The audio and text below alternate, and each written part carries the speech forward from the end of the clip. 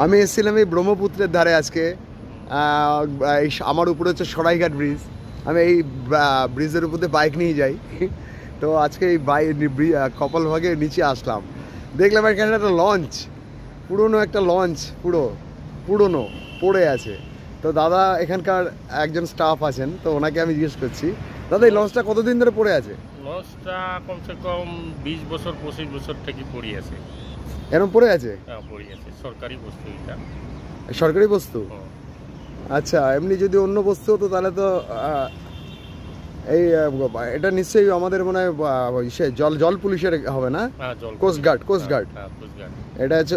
আপনি এখানে কিসে আছেন, কোন ডিপার্টমেন্টে? আমি আছি পুলিশের ব্যাটালিয়নের মানুষ। আচ্ছা আচ্ছা আচ্ছা আচ্ছা, বাহ, ভালো লোকের সঙ্গে আমার সঙ্গে আলাপ হয়ে গেল।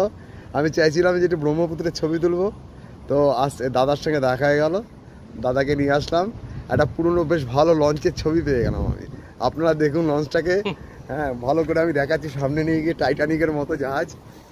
হ্যাঁ, এই দেখুন খুব ক্লোজ দিল্লি দেখাচ্ছি, ইন্টারেস্টিং। একসময় এই জাহাজটা ব্রহ্মপুত্রে চড়ে বেড়াতো সারাদিন। আমি লঞ্চটা পুরো ঘুরিয়ে দেখাচ্ছি আপনাদের। অদ্ভুত একটা ছবি পেলাম আজকে আমি। মনে হয় এখনো মেরামত করলে এটাকে ভাসানো যায় জলে।